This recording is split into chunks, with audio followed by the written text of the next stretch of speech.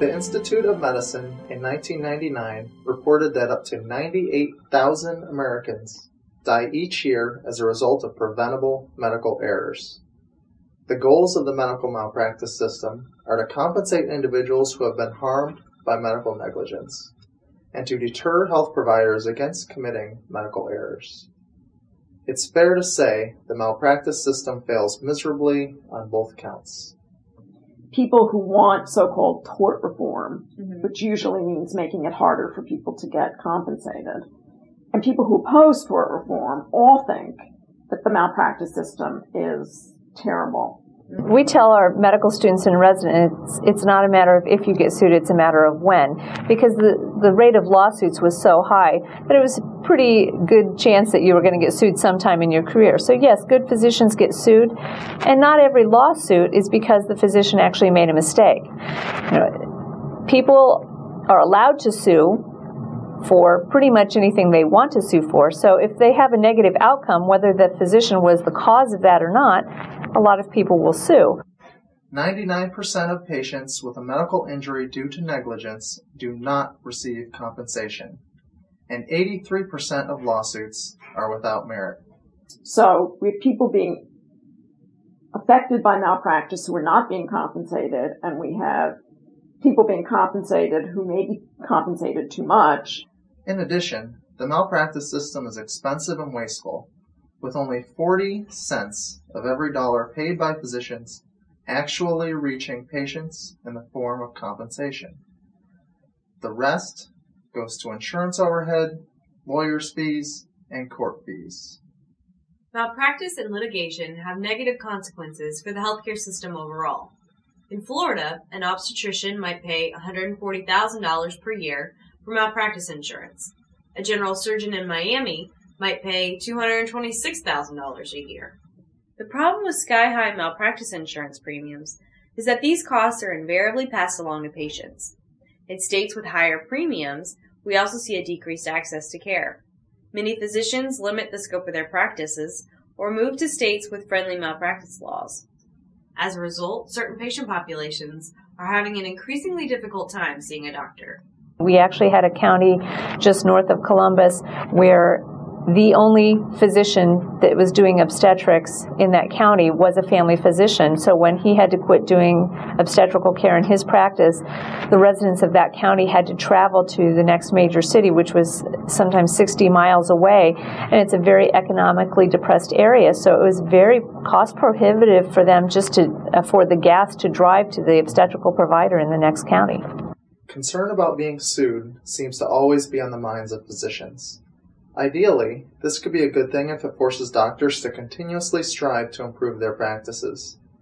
But in reality, the volatile malpractice environment has a detrimental impact on the way physicians practice medicine.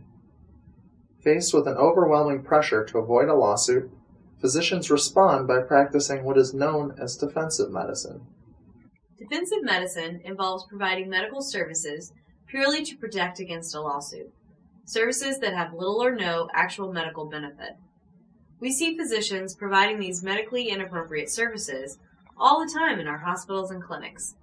For example, family doctors make unnecessary referrals for straightforward problems because they don't want to assume the legal risk of following these problems. ER physicians perform costly and extensive workups for benign complaints. This can involve unnecessary tests and procedures, all of which can have risks and can lead to complications. Sometimes patients are even hospitalized unnecessarily.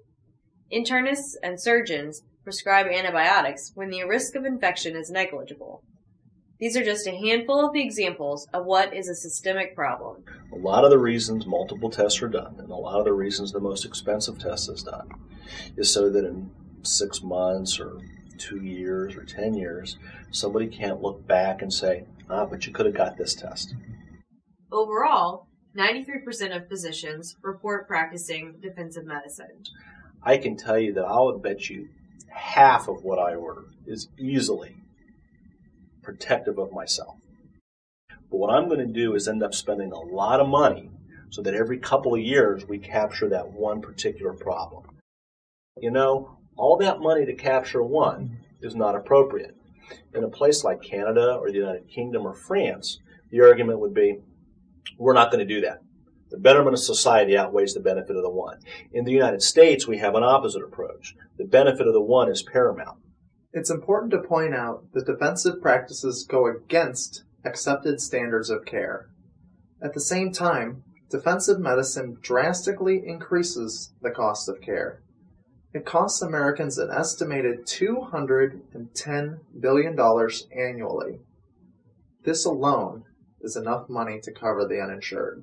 I think in order to really reduce the unnecessary testing and procedures, we're going to have almost a paradigm shift in the thought processes, not only of the physicians, but also of the patients. A lot of patients come in expecting you to do a test, and they're not satisfied if you don't do a test.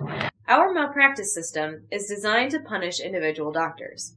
The vast majority of medical errors, however, aren't the result of negligent doctors.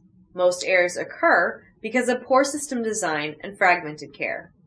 For instance, having physicians fax electronic prescriptions to pharmacies can eliminate the common errors of patients getting the wrong medication. Proper hand washing and gowning protocols can dramatically reduce hospital-acquired infections. To improve the performance of our health systems, we need a renewed focus on quality of care. This must involve voluntary reporting of medical errors and bad outcomes. This will help hospitals and physicians discover and address system-wide deficiencies. We also need a major overhaul of our mechanisms for compensating patients when medical errors occur.